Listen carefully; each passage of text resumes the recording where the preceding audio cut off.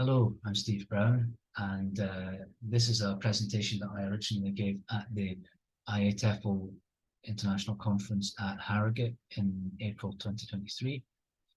The title is The Profit Motive, Time to Problematise Capitalism in ELT, with a question mark. To be perfectly honest, I added the question mark simply because I wanted to give myself every chance of having the proposal accepted. I know that there is usually a very heavy corporate presence at the IATEFL conference, and I wasn't quite sure how the conference organisers would feel about a talk that basically is critiquing and problematising the capitalist system. So I thought I should keep a question mark in there. However, now that the conference is over and this is simply going on my blog, I feel I can change the punctuation somewhat to express how I really feel about this issue. So I will talk about these things in this presentation. I'll start with some definitions of capitalism. I'll try to establish a definition of capitalism, and then I'll focus a little bit on the specific type of capitalism that is kind of dominating the world today, which is neoliberalism. Then the biggest bit of the presentation is focusing on some of the current issues that we face in English language teaching at the moment, and the role that the profit motive plays in creating these issues. Basically, my main argument with this whole presentation is that a lot of the things that are wrong in our profession today are either as a direct result of capitalism, or they are problems that are being exacerbated by capitalist principles, specifically the profit motive.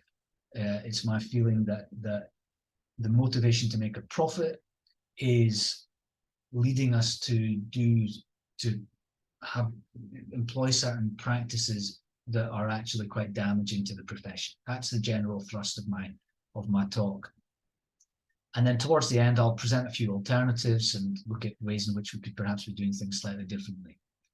Okay, so that's basically it. So before I get started on all of that, I would like to share with you just a very short clip from quite a well-known journalist and environmental campaigner in the UK anyway, called George Monbiot. This is just a short clip of him being interviewed and answering the question, what can we do to address the climate crisis? Okay, there is a little bit of swearing in his response. It was a kind of comedy program that he was presenting on. So apologies if the language affects your sensibilities. But to be honest, I think given the urgency of the message that he's trying to convey, I don't think there's anything wrong with the profanity, his use of profanities. Anyway, here it is. I'll let you watch it first, and then I'll give a couple of comments later. What would you say people should do, George? If they do one thing, what we have to do is the big structural political economic stuff. You know, what we're being told to do is change your cotton price and all these sort of pathetic micro consumerist bollocks, which just isn't going to get us anywhere. You know, there are one or two things you can do as a consumer which do make change. Switch to a plant-based diet. That's one big change, because animal farming has a massive environmental impact. Another one, stop flying. Yeah, but beyond that, actually everything we have to do is change the system. We have to overthrow this system which is eating the planet with perpetual growth. I mean, since when was GDP a sensible measure of human welfare? And yet everything that governments want to do is to try to boost GDP. Now, people like the OECD or the World Bank say, oh, we're not asking for a lot of growth, just 3% a year. That means doubling in 24 years. Yeah, we're bursting through all the environmental boundaries and screwing the planet already. You want to double it? Double all that? Double it again? Keep doubling it? It's madness. We've got to find a better way of measuring human welfare than perpetual growth. We've got to start ramping down all fossil fuel production and leave fossil fuels in the ground. And at the same time, and this is a nice bit of it, it turns out that through massive rewilding, ecological restoration, you can draw down a load of the carbon dioxide we've already produced. Huge amounts, allowing the forests to come back, the marshes to come back, the sea floor to recover from trawling and stuff. They draw down carbon dioxide and can take us a long way towards stopping climate breakdown at the same time as stopping ecological breakdown. There's time, but we can't do it by just pissing around at the margins of the problem. We've got to go straight to the heart of capitalism and overthrow it.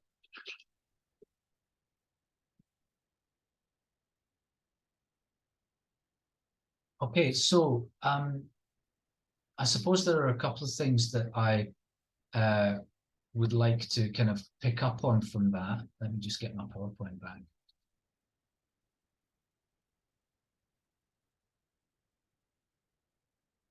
Okay, so the things that George Monbiot is talking about here.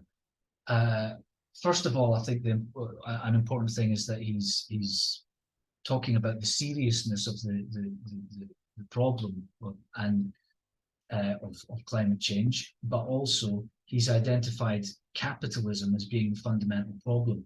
And basically, he says the only way for us to address this problem effectively is to get rid of that system, overthrow the system which is eating the planet. He also talks about these kind of small scale things that we're all being told to do, little things, little adjustments that we can make. But ultimately, that's nothing. That's a drop in the ocean compared to what's going on a systemic level. So obviously there are differences in terms of the scale and the urgency and the seriousness when we're talking about climate catastrophe and the English language teaching profession. However, I think that a lot of we can draw some parallels between what George Monbiot is saying about the need for systemic change rather than just small scale, incremental, little individualist adjustments. And we can look at the English language teaching profession as well. And I think we're often encouraged to look at, what we can do as individuals to try and make things better. And there's less focus on kind of wholesale change, on the need for systemic change, and very little examination or critical engagement with the systems that are driving the profession. And I guess that's what I want to focus on today. So let's start with some definitions of capitalism. I went to the IMF website. I thought that might be a good place to get a good definition of capitalism. And I found an article there by Jahan and Mahmoud, which defines capitalism as an economic system in which private actors own and control property in accord with their interests. And then they go on to say that the essential feature of capitalism is the motive to make a profit. And then, of course, we've got these other associated words and terms like the term capital, which is used to kind of describe money or assets, but money or assets which are used in order to generate more wealth. So it's like wealth that is used to accumulate more wealth, okay? And then, of course, we've got the phrasal verb to capitalize on something, which is basically meaning to use a situation to your own advantage.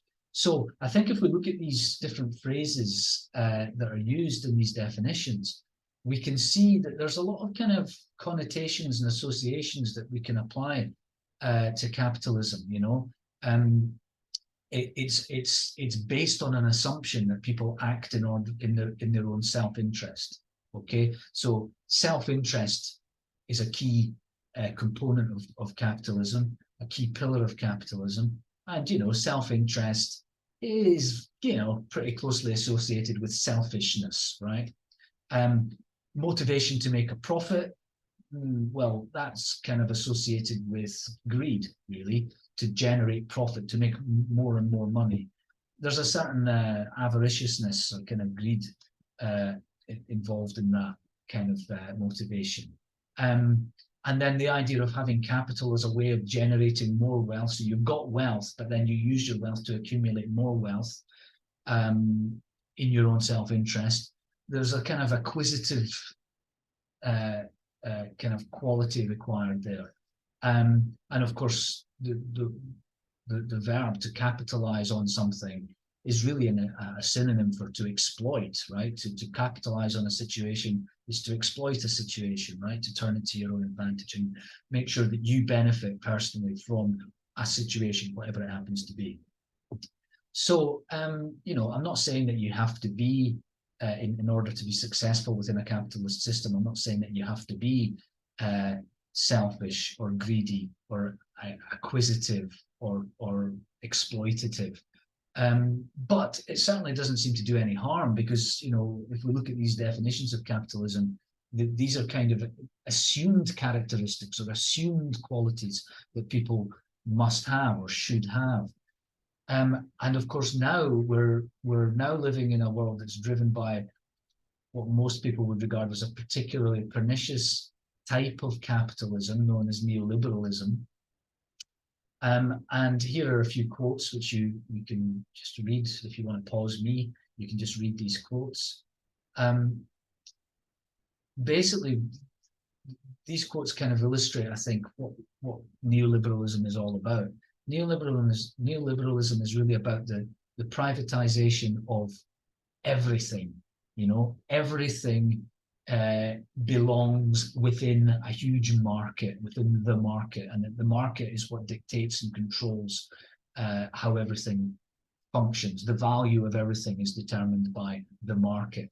And so everything becomes privatized, everything becomes commodified, marketized, turned into a commodity to be bought and sold, which includes language teaching, right? But includes everything. It includes the self, it includes us. So we as individuals need to be entrepreneurial in terms of identifying commodities and then marketing them for our own profit and benefit. But also it's about the commodification of the self.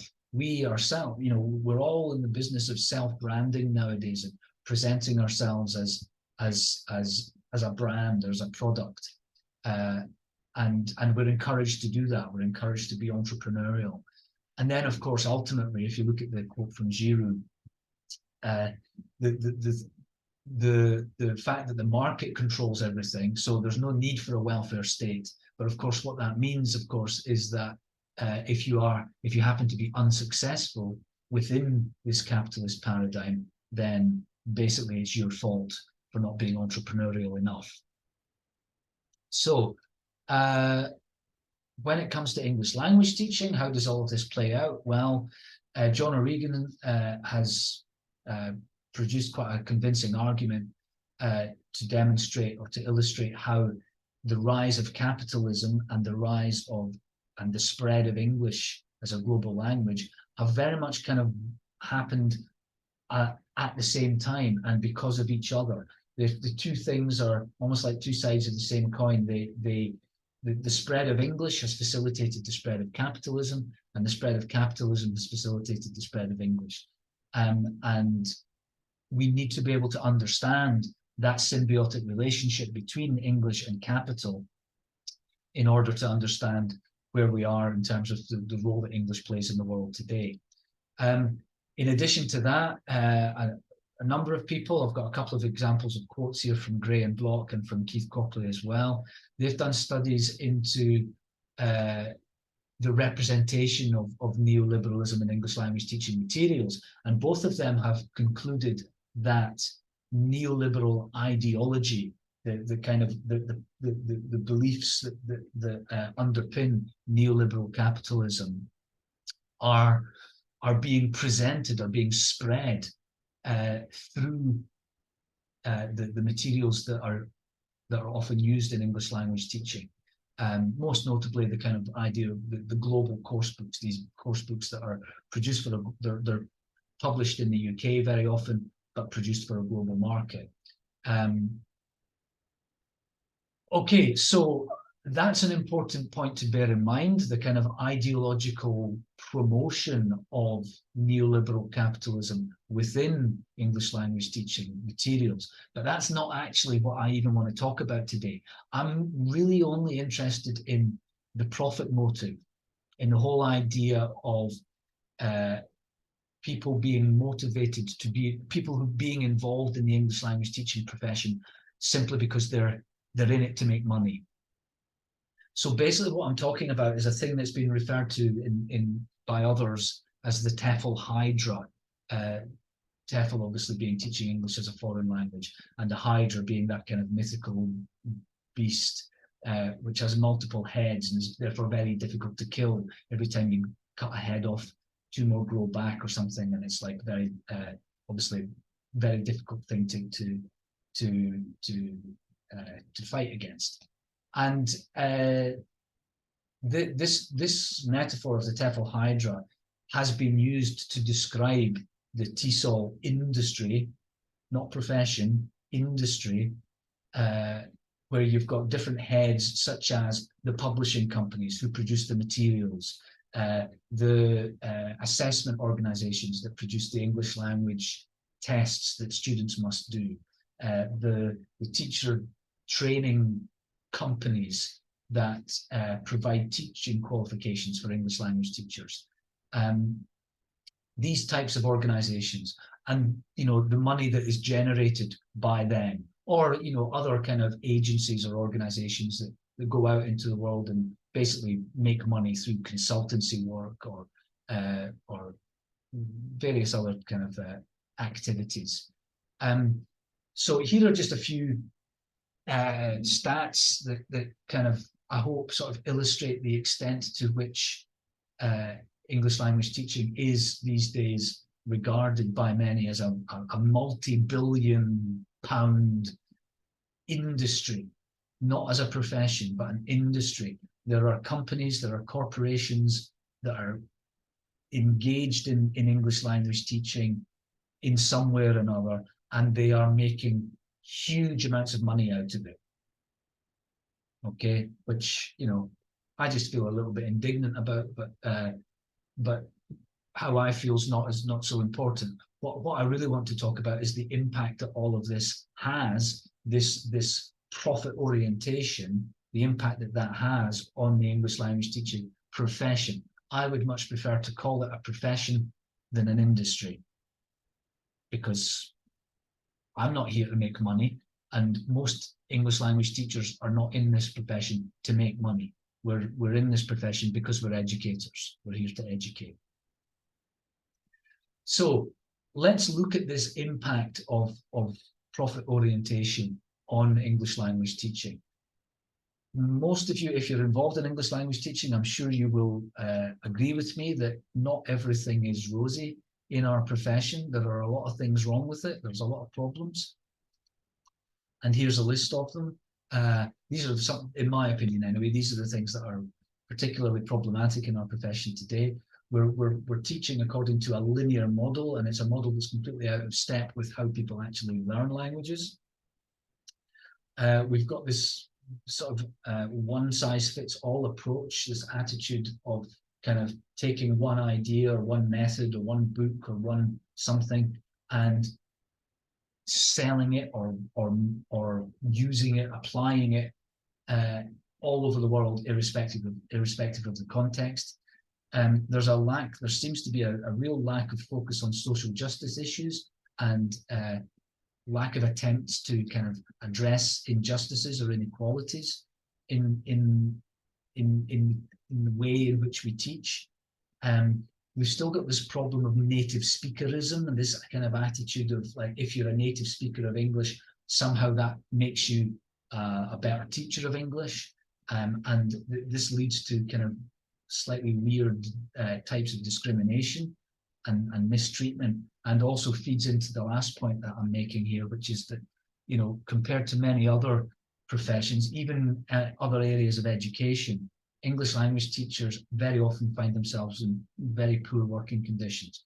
And so I guess my argument here, my contention is that all of these issues are either created or exacerbated by the role of the profit motive, the profit-oriented nature of English language teaching. And that's what I'm going to try and illustrate over the next few slides. So first of all, in terms of a linear model of learning, Language learning, language courses tend to be, and I know that it's not always the case, but they do tend to follow a syllabus that is very prescriptive. It's laid out in advance. Language is what drives the syllabus rather than content.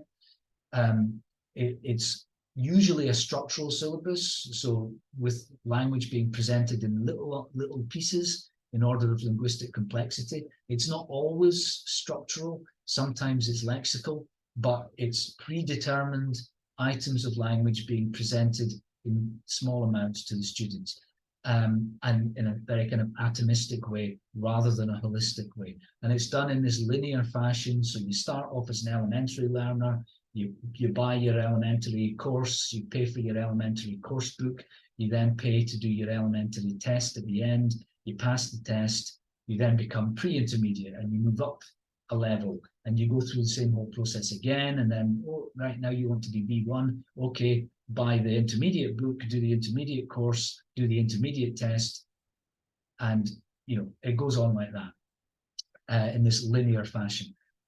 The problem with all of this is that it completely flies in the face of how we learn languages, how languages are acquired. In terms of second language acquisition research, it's been pretty well established now for quite some time that languages are not acquired in this linear incremental way. It's a lot more messy and complicated than that.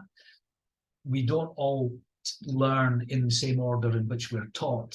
Everybody has their own internal syllabus and everybody learns in different orders. And then, you manage to acquire a structure and then you forget it again. And then, while you're acquiring a different piece of language, you then become less proficient in another, and then it comes back again. It's up and down, it's backwards and forwards. It's much, much messier than this whole idea kind of leads us to believe.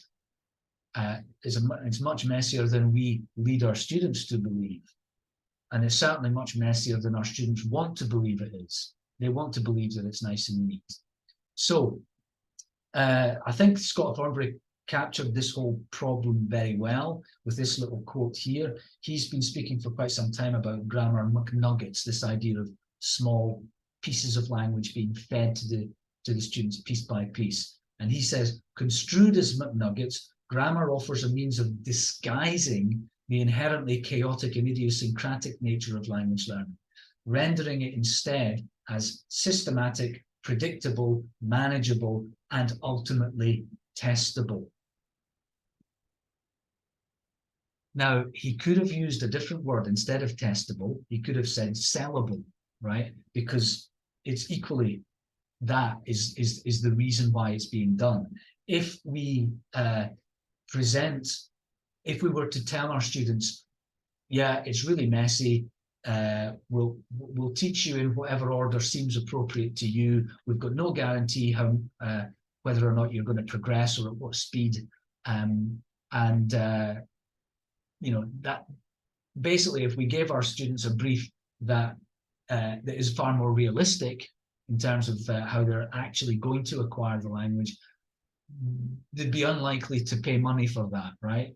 However, if you tell them that, okay, you pay your money, you get a 120-hour course, you get a lovely book with nice pictures in it, and at the end of the whole thing, you will have gone up, your English level will have gone up this much, then obviously that's a far more marketable product, right?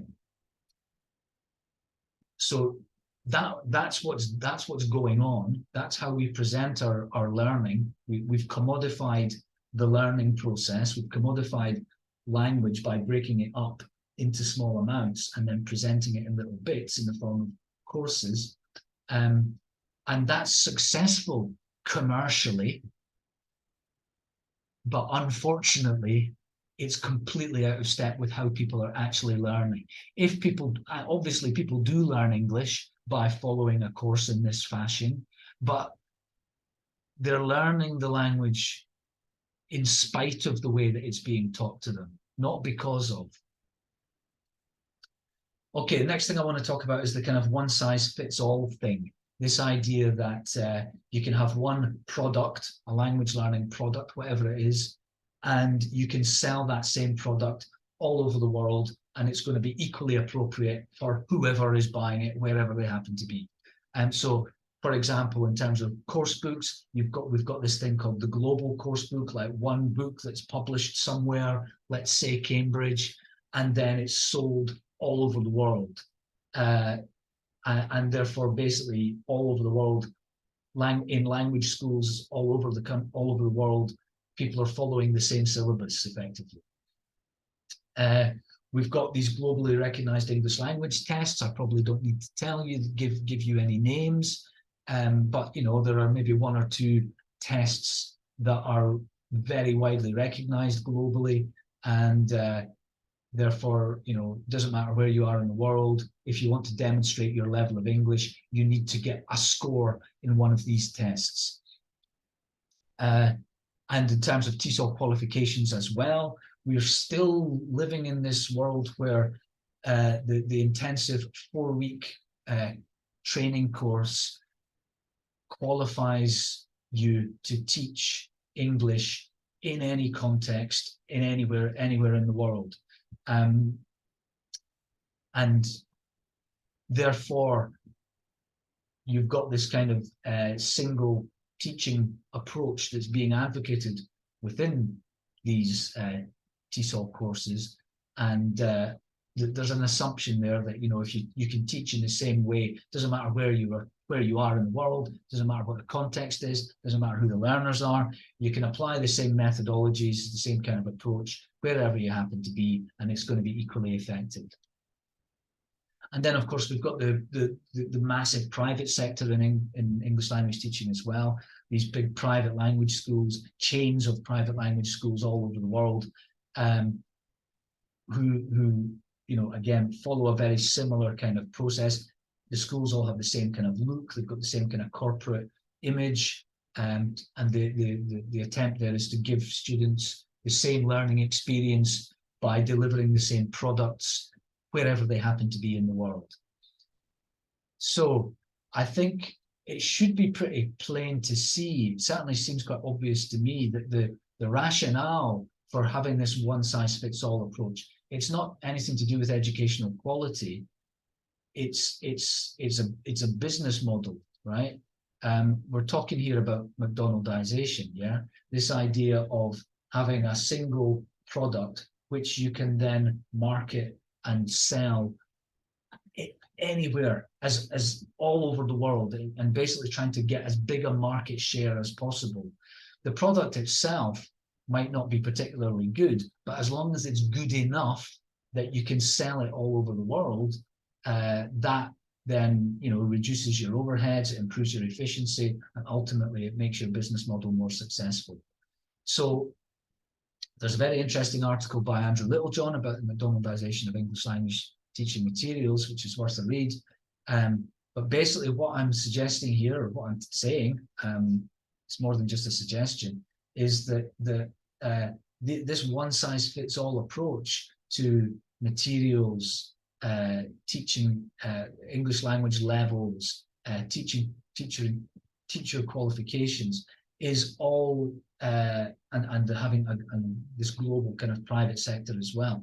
It's all about business. It's being motivated by the desire to make a profit. It's not being motivated by the desire to produce educational quality. This doesn't make the quality of our materials or our teaching any better.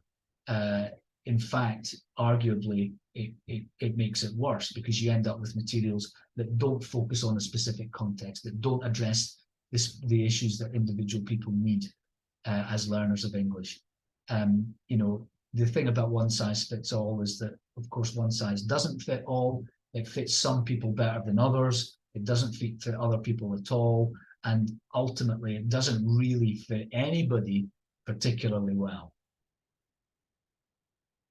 Another problem that we have in this profession is an avoidance of social justice issues, and it's driven again by commercial decisions.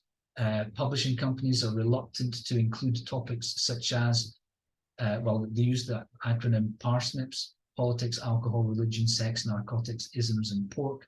These are issues which are very rarely found in globally published English language teaching materials, because there's a reluctance to well, they might be seen as sensitive or controversial topics. And there's generally a reluctance to challenge students' beliefs, because most students want to just be able to have a nice time when they're in the classroom, and you can't blame them for that. They want to come in and have a good time. But what they're forgetting is that learning tends to take place when you're taken outside of your comfort zone, rather than when you're staying within your comfort zone. If you stay in your comfort zone and just have a laugh all of the time, you're unlikely to learn very much. Because these materials are being published for a global market, then what often happens is that they can't. It justifies not focusing on local issues, even though the discussion and the inclusion of these local issues within the English language classroom could be incredibly useful, not just in terms of language development, but in terms of a broader kind of educational agenda that we should be addressing as English language teachers, right?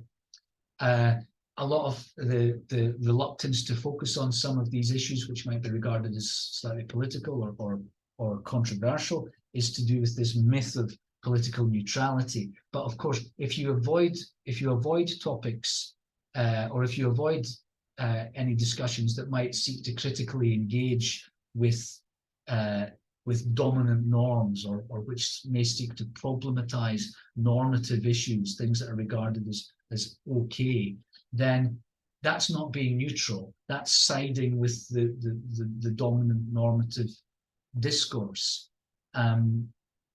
So that's, and that's the sort of argument that Block and Gray and Copley have been putting out there, that actually a lot of the materials that we have are actively promoting neoliberal ideology. So they're not neutral at all. That's a myth. And another thing that happens in a lot of English language teaching materials is that the kind of people who are in privileged elites are presented as aspirational. Again, this is part of the kind of ideological argument. We're all kind of encouraged to want to be more like Jeff Bezos or whoever. And there's a lack of mention of class and collective action and kind of community-related issues, which is something that Gray and Block have written about. So basically, either what's happening here is that these things are being avoided simply for business purposes because there's a concern that it might affect sales, or, as Gray and Block have argued, and as Copley has also argued, and others, this is actually a deliberate kind of airbrushing out of alternative worldviews and uncritical promotion of a neoliberal worldview, neoliberal ideology. Or maybe it's a bit of both. Okay, now let's talk about native speaker supremacy. So we can go back to Kashrew's 1985 three circles idea, this idea that on the inside we've got a small number of nations which you could regard as being the home of English, where English belongs, and those people who live in those countries are like the norm providers, and everybody else needs to try and copy them. And you've got the outer circle, and then you've got the expanding circle. Within this kind of conceptualization of the role of English and English language use, it seems fairly logical that you've got the norm providers on the inside, so that kind of English is owned, if you like, by countries like the UK, where the majority of people who live in those countries speak English. And then, on the expanding circle, English doesn't have any kind of history there. It's spoken as a first language by very, very few people, and therefore they are norm dependent. They depend on the inner circle for the models that they have to follow, or the standards that they need to try and meet. The problem with all of this is that it's completely out of date. The role of English and as a global lingua franca has changed massively since 1985. We're now in a situation where the vast majority of users of English are not first language users of English. The number of people who are native speakers of English is a tiny, tiny minority, is a very small minority of all the speakers of English in the world. And ownership of English as a result of this has changed considerably. And we're not even talking about English anymore. We talk about Englishes and the multiplicity of it around the world today. And yet, despite the fact that everybody in the field of applied linguistics, at least, is aware that this is an outdated perception of the way that English is used and the role of English in the world. And it's also quite a pernicious kind of belief to have, because obviously privileges native speakers over non-native speakers. Despite all of that awareness within the field of applied linguistics, and amongst English language teachers as well,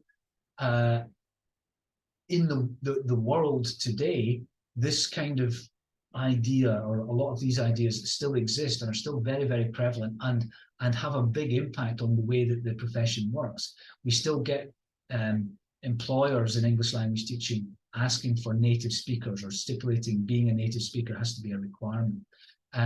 Global standards are still largely based on native speaker models of English. If you think about who the big English language assessment providers are, they tend to be based in the inner circle somewhere. Intercultural communication exists, obviously, but whenever in a lot of, especially kind of EFL materials in the expanding circle countries, whenever there's a kind of intercultural element to the materials, they tend to focus on inner circle countries and the communication is taking place between, for example, a Chinese person and a British person, when actually the reality is that there are so few interactions that include native speakers of English in the world today.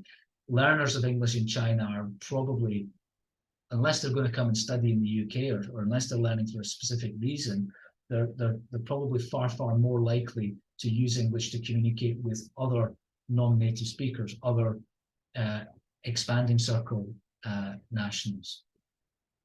And then, of course, the corporate involvement in English language teaching.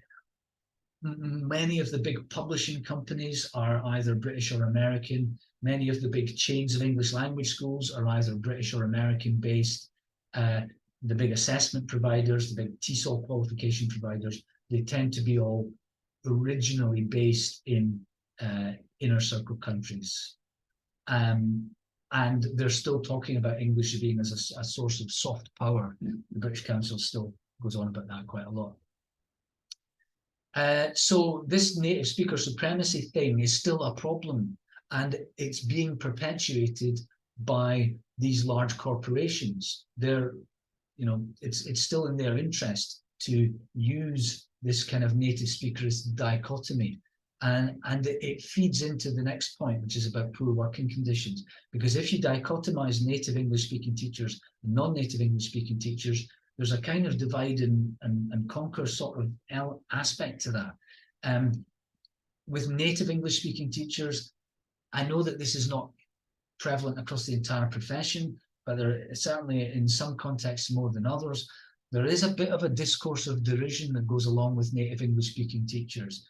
Native English-speaking teachers tend to be regarded as young, maybe just out of university, not particularly serious about working as English language teachers. That kind of TEFL tourist, backpacker TEFL kind of image still prevails and is stronger in some countries than it is in others, of course. But there's a kind of aspect of the image of a native English-speaking teacher as being kind of not particularly professional, not really doing a proper job. And that kind of gives an excuse to employers to not pay them very much money. Then non-native English-speaking teachers are also treated badly by employers, because of course, if you're a non-native speaker, you don't deserve a good salary either, because you're not a native speaker. And if you're not, and not only that, you'll never be a native speaker. You're inherently inferior. If being a native speaker is regarded as the ideal, And if you're not a native speaker, you're never going to be the ideal. So you don't deserve a high salary either. And there's a lot of discriminatory employment practices around it, which I'm sure we're all aware of as a result of that. So again, this is, you know, if you're an employer, then obviously it's in your interest to not pay your staff any more than you have to. And so if you maintain this discourse that whether your staff are native or non-native teachers of English, somehow they're deficient in some way, that can act as a useful excuse to keep salaries low. So if I go back to this whole idea of commodification and products and the creation of product development in English language teaching, the products that are developed, whether they're books or courses or tests, are driven by the market, right? The market is what drives, you know, this is a neoliberal world, and it's the market that drives the product. It's the market that informs what the product should be. So there's, you know, basically whatever the customer says, that's what you're going to try and do. You're going to try and produce whatever it is that the customers want. It's demand-led.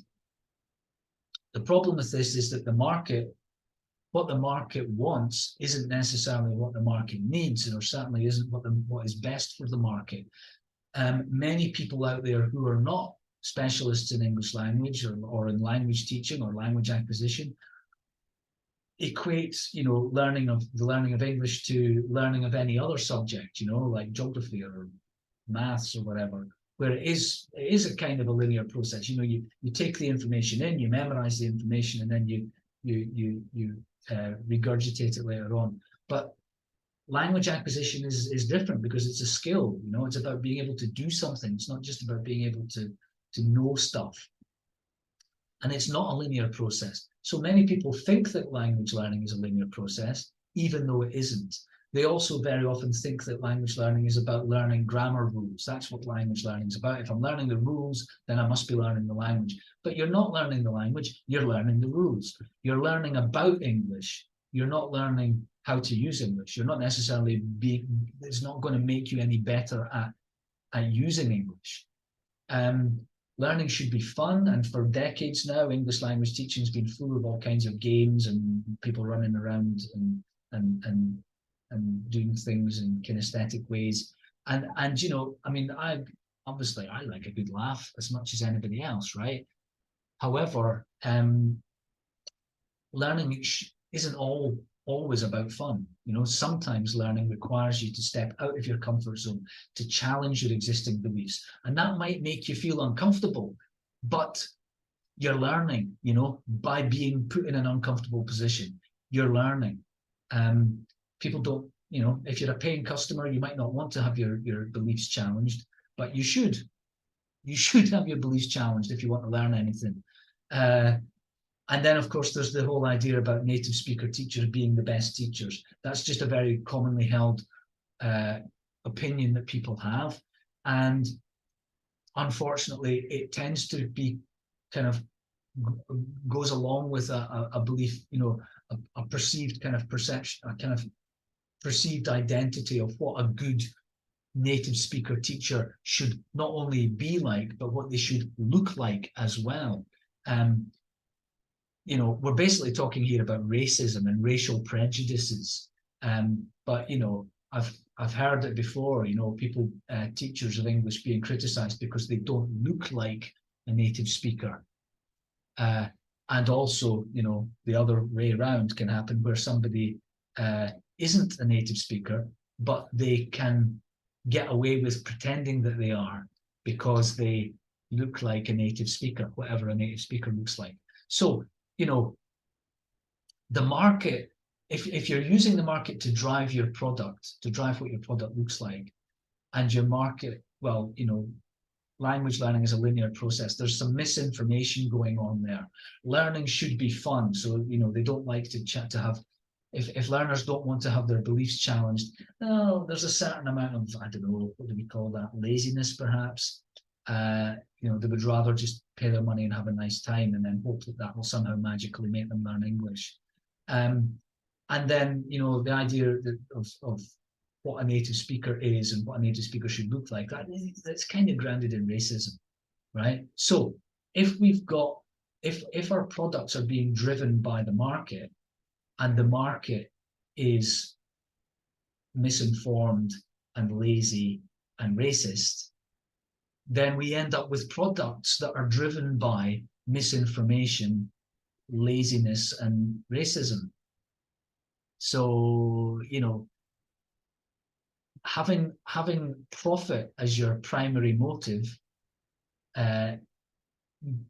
means that you're going to come up with a product that is actually at odds with educational quality. You know, and I'm kind of coming to the end now. If you look at the profit motive, the idea of being motivated by profit, and in order to be successful in a profit-oriented paradigm, you know, your business model needs to be about trying to gain as big a market share as possible, trying to identify one product that you can sell everywhere in the world. Never mind how good it is, it's just, can you, it doesn't matter how good it is, it's how big a market share can you get.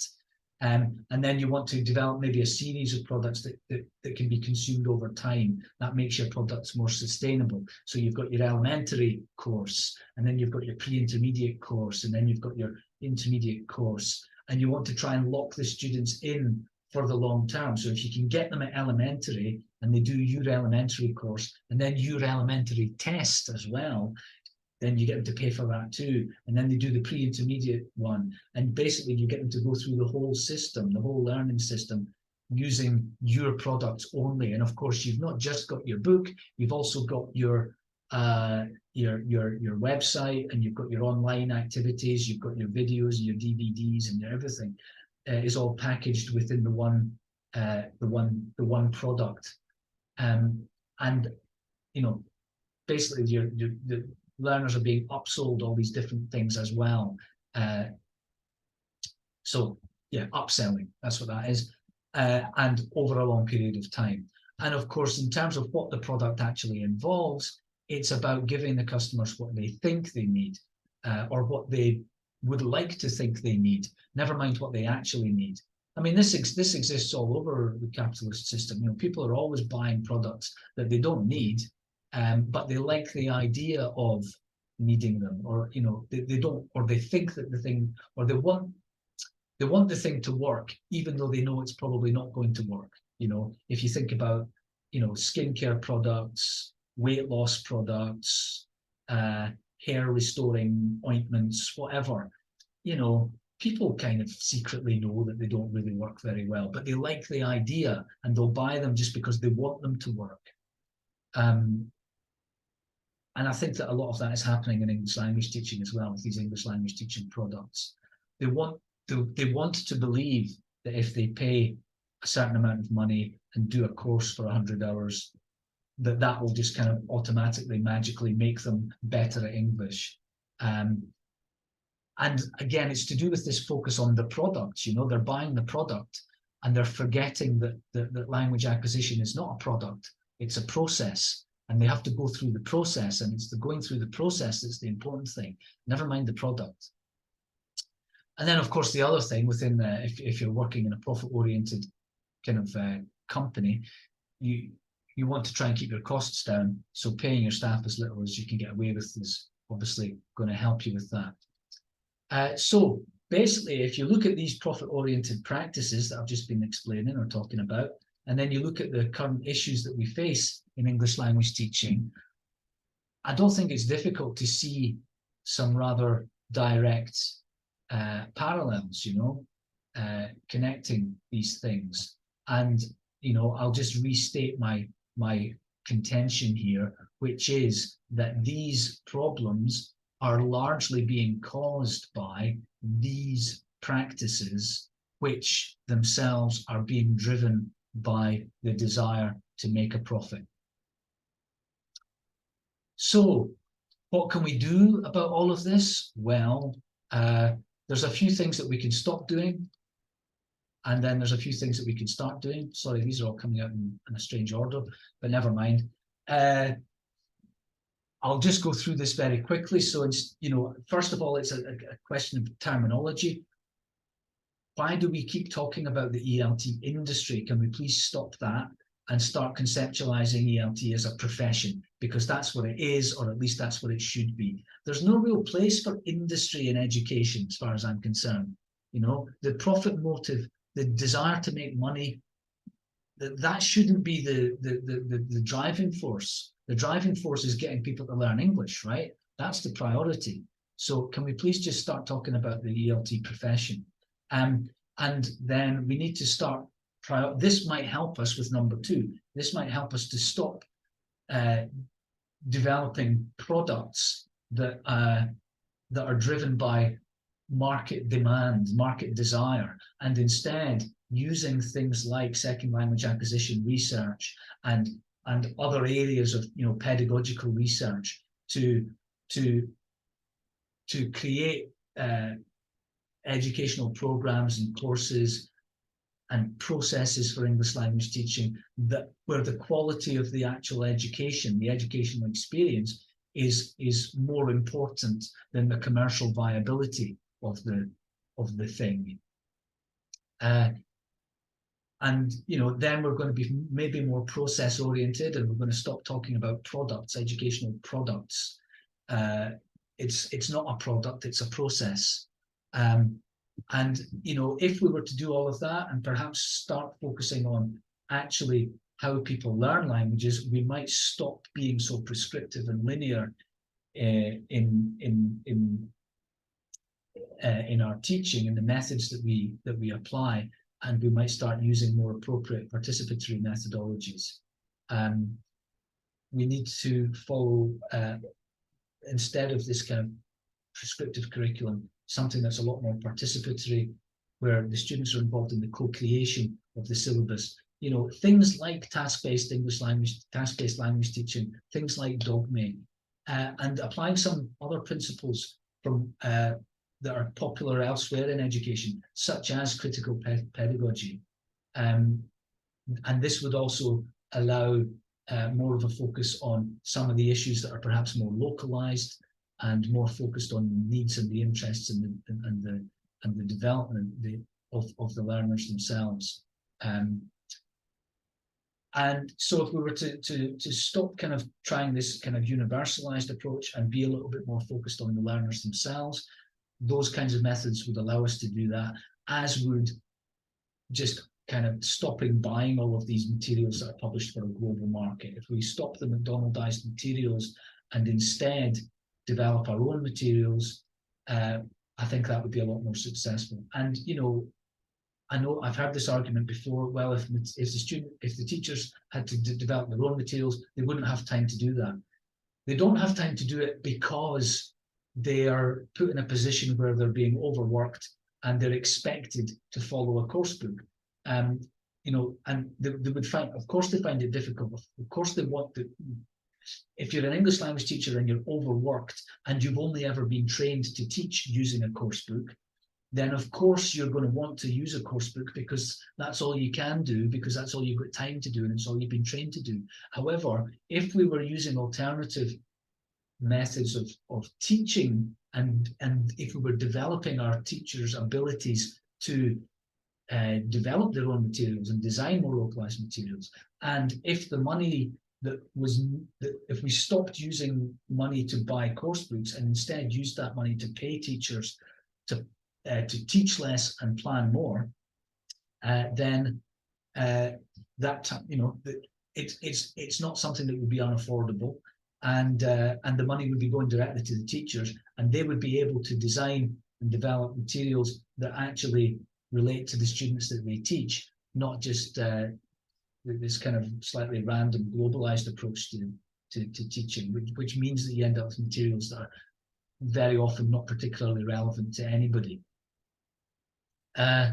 This then feeds into the idea of the 4-week course being the benchmark for teaching excellence.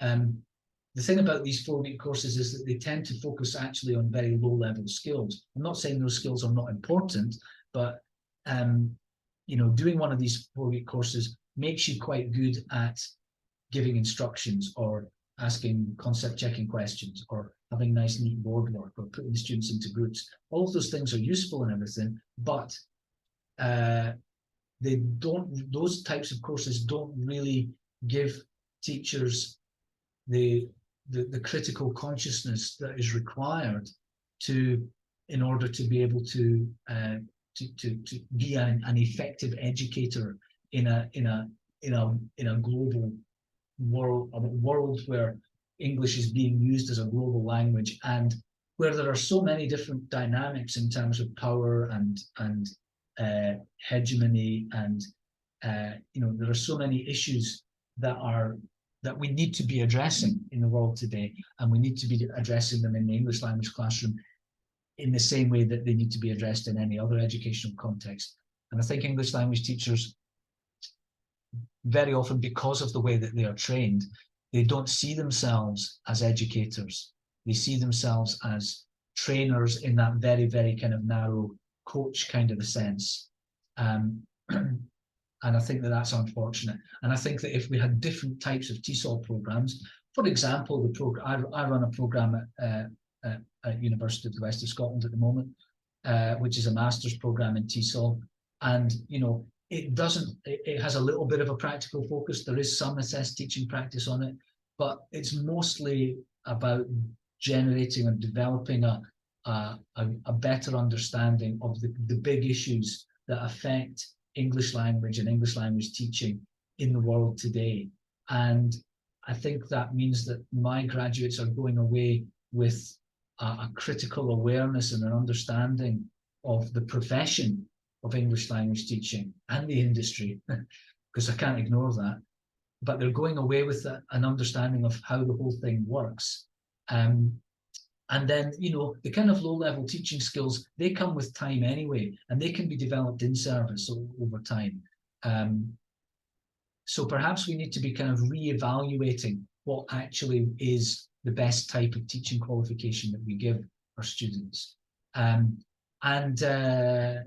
What else? Well, the native, non-native dichotomy needs to be chucked in the bin. And instead, we need to be, and we are in the fields of applied linguistics and a lot of English language kind of academia, the discourse is very much geared towards translanguaging, the multilingual turn, and that those types of ideas need to be filtering into the profession more widely. And these outdated ideas about native speakers being the best speakers, native speaking teachers being the best teachers, this stuff needs to be recognized as outdated and obsolete.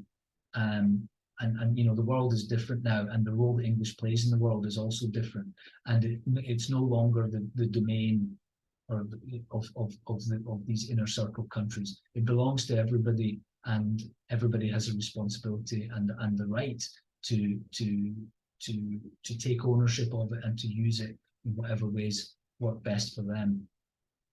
And then, of course, the final thing is that the English language teaching, perhaps because of the global nature of the profession and the way that people kind of tend to be quite transient and working in different contexts around the world, there's an awful lot of exploitation and bad treatment of teachers in the English language teaching profession. And I know that there are some contexts where unions are perhaps not allowed or are frowned upon, etc. But there are plenty of spaces out there in the world today where unionization is possible, and not only possible, but really necessary. A lot more collective action is required, I think, in order to push employers of English language teachers to start being a little bit more ethical and a little bit fairer in terms of the way that they treat their staff. Okay, now my conclusion is just that I want to show you this tote bag. This was from the IATEFL conference this year.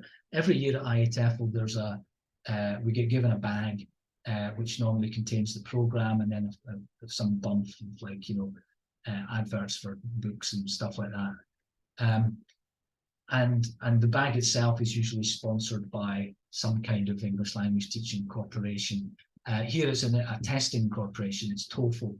And I found it quite funny when I saw this quote. I bet Albert Einstein never said this, right? But the quote is, "We cannot solve our problems with the same thinking we used when we created them." And I thought this was quite funny because I'm sure they didn't realize, but to my mind, TOEFL have kind of inadvertently undermined their own existence here. If we regard our problems in English language teaching as being problems caused by profit-oriented organizations and profit-oriented corporations, then basically what that quote is telling us is that we have to stop looking to those corporations to try and solve the problems, and we need to be looking elsewhere. We need to be looking at ourselves, and we need to be looking at ourselves as a collective profession of English language teachers. We can't expect capitalism to solve the problems that have been caused by capitalism. We can't expect the problems that have been created by the profit motive to be solved by profit-oriented corporations such as TOEFL. They're not the solution. And this takes us right back to to the clip I showed at the beginning by George Monbiot about the need to stop pissing around at the margins of the problem and to go straight to the heart of capitalism and to overthrow it. I think we're in a situation now in English language teaching where we need to be problematizing capitalism, looking at the system, never mind the individual little problems that we have, looking at the system, identifying what it is in the system that's damaging our profession, and then finding ways to get rid of that system and replace it with something else. I'm not saying I know what that system, what the replacement should be, and it would be wrong for me to just sort of say, oh, do this instead, because invariably, if you try to just replace one system completely with something else, there's no just because it's different doesn't mean it's going to be better. But all I'm saying today, all I'm saying in this presentation is that we need to be talking about it. We need to be critically engaging with capitalism, identifying what its problems are. And I think what that should lead us to do is maybe not immediately come up with alternatives, but it should at least lead us to start rejecting the elements of capitalism that are particularly pernicious within our profession. So these are the references that I used, and I hope you've got something out of this presentation and that you enjoyed watching it. And if you want to make any comments, then down at the bottom of this blog post, you can put some comments there. You can catch me on Twitter as well. Twitter is not, as you probably know, Twitter is not the best place to have an intellectual debate. So it's probably better if you've got something important that you want to say, it's probably better to put it in the blog. But anyway, thank you for your time. Thanks for watching, and I'll maybe see you again sometime.